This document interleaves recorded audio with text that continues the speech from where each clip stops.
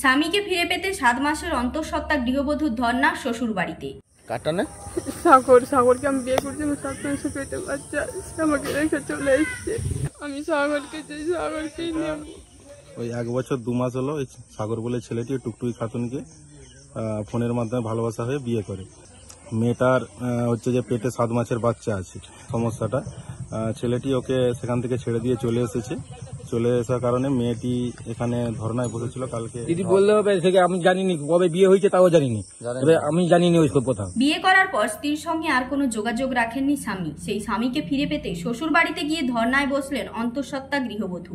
মুর্শিদাবাদের লালগোলার বাসিন্দা টুকটুকি খাতুন নামে এই গৃহবধূ দাসপুরের মজলিসপুরের সাগর সামন্ত নামে তার স্বামীর বাড়িতে শুক্রবার সন্ধ্যা থেকে ধর্নায় বসেছেন। টুকটুকির দাবি 6 মাসের প্রেম এবং বছর 1.5 আগে তাদের বিয়ে হয়েছে। তিনি অন্তঃসত্ত্বা হওয়ার পর স্বামী তাকে ছেড়ে চলে আসেন, আর কোনো খোঁজ খবর নেননি। সেজন্য তিনি স্বামীর খোঁজে শ্বশুর বাড়িতে এসেছেন। টুকটুকি আমাদের প্রতিনিধি সন্তু বেরাকে বলেন,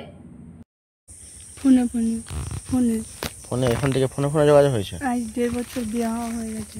1.5 বছর ফোনে কিভাবে যোগাযোগ হলো?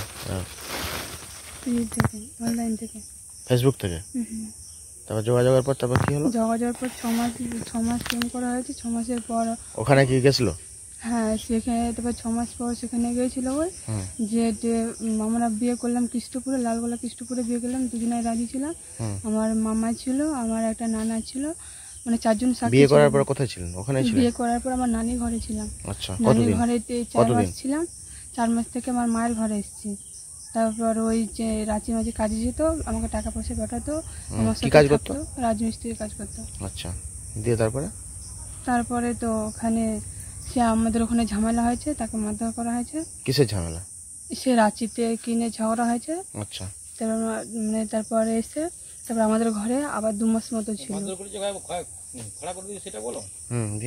2 মাস হয়েছে, ঝগড়া হয়েছে।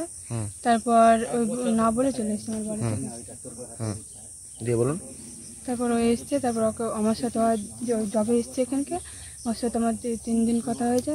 তারপর বলছে, তারপর ওই এমন কিছু বলেনি। তারপর ফোন সুইচ অফ। সাগর কি বলছে? সাগরের মুখে এখনো জবাব পাওয়া যায়নি ওই কি বলছে। ওই অন্তঃসত্ত্বা গৃহবধূর কথায় সায় দিয়েছেন স্থানীয় বাসিন্দারা। মজলিসপুরের এক বাসিন্দা বলেন, চলে এসেছে। চলে আসার কারণে মেয়েটি এখানে ধর্নায় বসেছিল। কালকে 8টায় এখানে এসেছে এবং ছেলেটিকে ঘাটালে লেগেছে ডাক্তার দেখানোর নাম করে। সেখানে বসে রেখে ছেলেটি পালিয়ে এসেছে যথারীতি ওখান থেকে। এবারে ওখান থেকে যখন পালিয়ে এসে সেখানকার সিভিক ওকে জিজ্ঞাসা করে তুমি এতক্ষণ বসে আছো কেন, এবং তারাই যথারীতি এখানে মজলিসপুরে আমাদের পৌঁছে দিয়েছে।